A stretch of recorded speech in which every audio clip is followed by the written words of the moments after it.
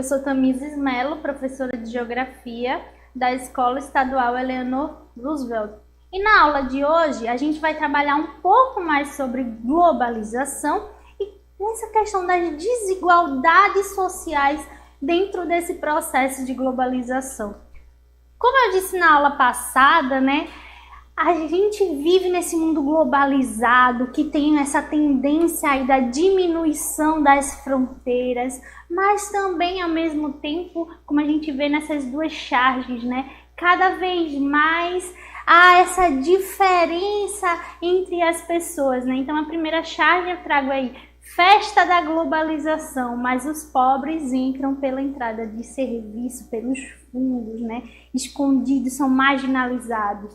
E também a questão, na segunda charge, tem o iPhone e o iFome. Infelizmente, apesar dessa dinâmica, desse avanço das tecnologias, ainda há no mundo pessoas que passam fome. Infelizmente, mesmo com toda a produção de alimentos já mecanizada, que a gente tem muita produção de alimentos. Gente, existe comida suficiente para alimentar toda a população mundial. Isso é comprovado, atestado, já existem várias pesquisas que falam sobre isso. O que se produz de alimento hoje, por conta desse avanço das tecnologias, das sementes geneticamente modificadas, da mecanização agrícola, é o suficiente para alimentar a população mundial toda. 7 bilhões e meio de habitantes seriam alimentados, suficiente. Porém, a gente tem pessoas que passam fome, que não têm as suas necessidades básicas atendidas, infelizmente. Ou seja, por mais que a economia seja globalizada, por mais que o mundo esteja totalmente integrado, cada vez mais a gente tem essas barreiras, essas fronteiras aí na questão social, É o que o geógrafo Milton Santos fala de rugosidades, as rugosidades do espaço, essas dificuldades aí. Por mais que tenha essa integração, ao mesmo tempo se tem cada vez mais uma segregação, uma separação das pessoas, das economias, das condições de vida da população mundial de um modo geral. E aí o que é desigualdade social, O termo desigualdade social é um termo sociológico e econômico, que designa a diferença entre classes sociais. Quem discute muito essa questão de classes sociais, aí vai ser Karl Marx, que vai trazer essa questão aí das classes sociais.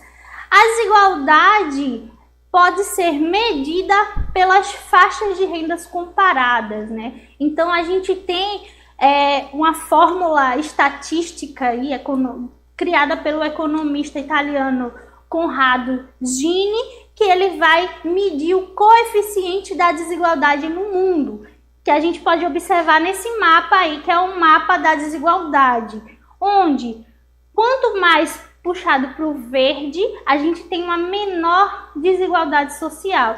Quanto mais vai para o alaranjado, são as regiões de maior desigualdade sociais. Então a gente tem o amarelo aqui, que está bem pertinho do alaranjado, e olha quem está amarelinho, o Brasil. O Brasil está entre um dos países do mundo com as maiores contradições sociais. A gente vai falar um pouco mais disso nessa aula também. Então, globalização, e desigualdades, como eu estava comentando já, que apesar dos avanços da tecnologia, da comunicação, dos meios de transporte, que estão integrando esse mundo de tal forma que a própria existência de fronteiras nacionais está sob ameaça, é relevante questionar se essa evolução do processo de globalização vem contribuindo ou não para a redução das desigualdades entre países ricos e pobres. Então, como a gente viu no mapa anterior, né, existe ainda muitos países pobres. Por mais que tenha essa integração, esse avanço, essa tecnologia toda que a gente já discutiu na aula passada, mas cada vez mais parece que os ricos ficam mais ricos e os pobres cada vez mais pobres, né? Então, a análise dos dados de renda média por habitantes não dá razão para o otimismo. Justamente nas últimas décadas, quando o mundo sentiu essa aceleração da globalização, há cada vez mais uma separação entre os países de renda alta dos demais. Por isso que eu trago também essa imagem aí, mostrando essa separação, né? De um lado, essa classe rica aí com mansões, né? Que tem direito a essa tecnologia, a uma qualidade de vida. E do outro lado, a gente tem, né, uma comunidade carente de tudo. Certo? Então, por maior que se diga que se tem essa integração nesse processo de globalização, cada vez mais aumentam essas rugosidades espaciais, essas diferenças, né? A gente percebe nos territórios, a gente percebe nas nossas cidades essas diferenças. A cidade tem a zona rica da cidade e tem a zona pobre, sem abastecimento de água, sem saneamento, sem acesso a transporte, sem acesso a equipamentos de saúde, sem acesso às vezes até à educação, né? Então, também nesse processo da pandemia a gente está vendo isso, que se fala muito, fique em casa, né? Se fala muito, lave as mãos, mas como se lava a mão com constância se não tenho água na minha torneira? Certo? Então, por mais que se tenha essa integração, a gente tem muitos problemas sociais que, infelizmente, ainda não foram sanados. E aí eu trago novamente essa regionalização socioeconômica do mundo, que a gente já viu, né, que separa o mundo entre países ricos, né, os países do norte, desenvolvidos, com acesso a todas as tecnologias, né, com as economias fortes, onde a população tem uma maior qualidade de vida, e nós temos ao sul os países pobres e os países emergentes, né, que por mais que tenham um crescimento econômico, porém ainda há muitas questões sociais pendentes. E um desses países é o Brasil, que a gente já viu também na aula passada, que o Brasil está dentro dos BRICS, que são os 5 países em desenvolvimento com as economias mais fortes do mundo. A gente tem uma economia forte, porém nós temos muitas e muitas e muitas questões sociais que não são sanadas. Então, quais são essas principais causas da desigualdade social, né? A gente tem aí a questão da herança colonial, os continentes da América e da África que foram colonizados por outros países. Ele tem muito forte essa questão das desigualdades sociais, justamente por conta dessa herança colonial que a gente estuda muito em história e tudo mais, certo? Um outro fator que vai agravar essa desigualdade é a desigualdade de gênero, né? Homens e mulheres que, infelizmente, ainda em muitas partes do mundo não têm os mesmos direitos. Podem até ter os mesmos direitos de fato no papel. Porém, quando a gente vai observar as minúcias na vida cotidiana, ainda há diferenças, ainda há comportamentos que minimizam o valor da mulher, né? A mulher pode sim trabalhar, a mulher pode sim estudar, pode e deve se especializar nesse mundo globalizado. A mulher pode e deve fazer o que ela quiser e bem entender. Porém, ainda há uma questão cultural, social muito forte que vai aí fragilizar, entre aspas, a mulher mulher, vai segregar em alguns casos a mulher. Ah, a mulher não pode fazer isso, a mulher não pode fazer. A mulher pode fazer o que ela quiser fazer, o que ela se sentir à vontade de fazer e o que ela se dispor a fazer.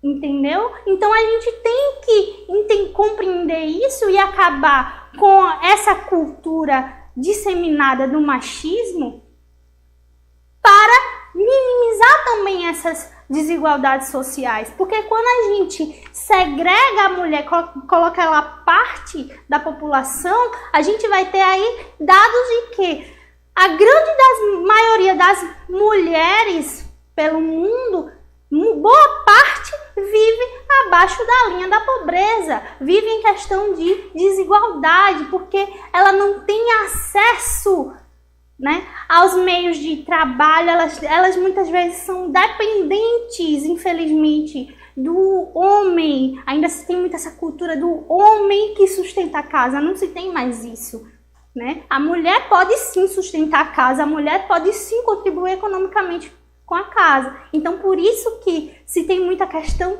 da igualdade salarial. Se eu tenho a mesma função que um homem, porque eu tenho que receber menos só porque eu sou mulher, então essa cultura, infelizmente, ainda é muito disseminada e a gente tem que acabar com isso, né? E aí, dentro dessa desigualdade de gênero, também tem a questão da desigualdade de oportunidades. Muitas vezes não se quer que dá a oportunidade da mulher entrar no carro. Ah, porque ela vai engravidar daqui a não sei quantos anos e eu vou perder essa funcionária.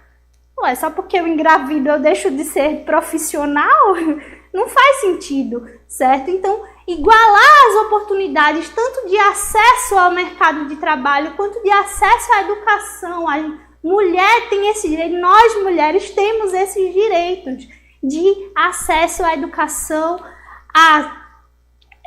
o trabalho, a segurança, e nós temos que exigir isso. E a gente só vai conseguir acabar com as desigualdades quando a gente conseguir acabar também com essas culturas que estão aí enraigadas na nossa sociedade.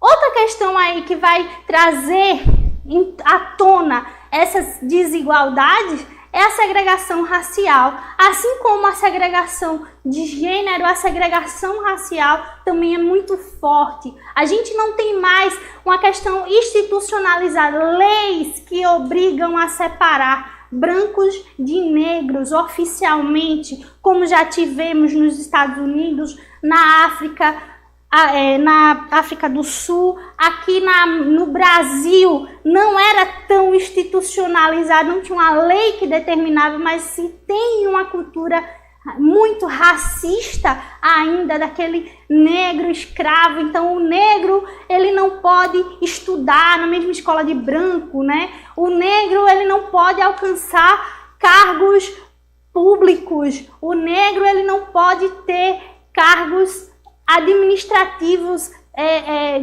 representativos, não pode ser o dono de uma empresa. Por que não? A cor da pele não diferencia a minha capacidade. A cor da pele não vai diferenciar. O que vai diferenciar? As oportunidades.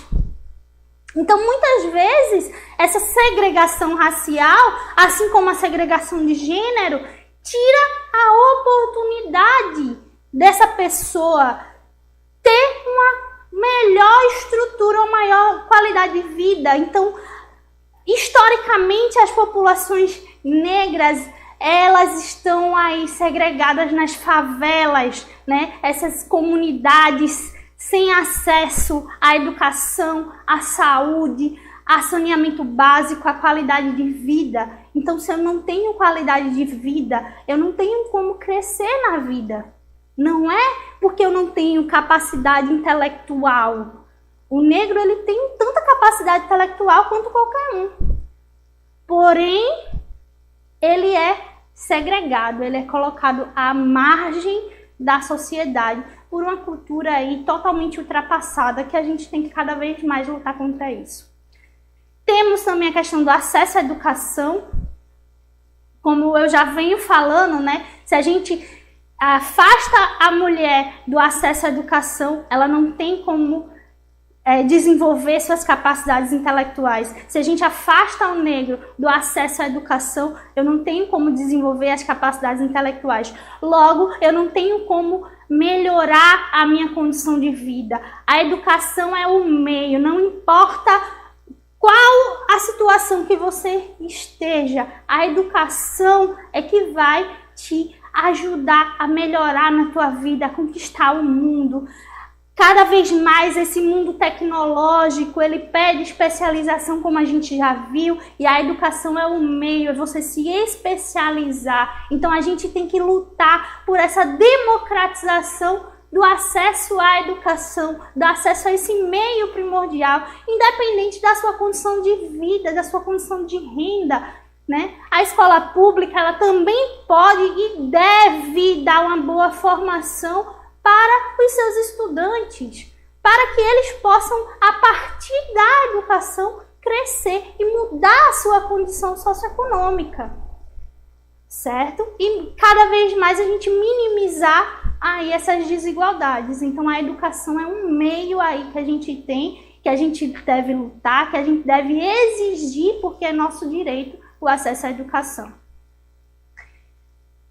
A localização geográfica com relação ao comércio exterior também vai ser um fator aí que vai gerar desigualdades, porque alguns países eles não têm acesso geográfico, vamos dizer assim, a oceanos, né, para fazer essa distribuição dos seus produtos pelo mundo. Então eles dependem da liberação, vamos dizer assim, do acesso de outros países. Então essas relações internacionais, elas também vão influenciar um pouco nessa questão aí da desigualdade social. Ok, gente? E aí a gente fala um pouco da desigualdade no Brasil, né? O Brasil apresenta um total de renda onde 51% aí da população, né, ou até mais, ele está nessa situação de desigualdade social, certo? Outro dado marcante sobre a desigualdade social no Brasil é que mais de 27% da renda estão concentrados na mão de apenas 1% da população. 1% da população concentra mais de 27% da renda do país, né? Então, o coeficiente de Gini brasileiro, né, foi marcado aí com 0,5 no ano de 2015, deixando o Brasil entre os 10 países mais desiguais do mundo. E aí eu trago essa imagem aí que é bem marcante, acho que quase todo professor de geografia, de história, de sociologia usa essa imagem, que é da favela de Paraisópolis, em São Paulo, ao lado de condomínios luxuosos no Morumbi, né? Esse prédio mesmo, ele tem uma piscina por andar. Enquanto do lado, existem pessoas que não têm nem acesso à água encanada direito. Quanto mais à piscina. Então, o Brasil, ele é tido aí como esse país das grandes contradições sociais. E só cabe a nós, brasileiros, mudarmos esse quadro. Bom, é isso. Fico por aqui. Espero que vocês tenham aproveitado bem a aula de hoje e até a próxima. Tchau!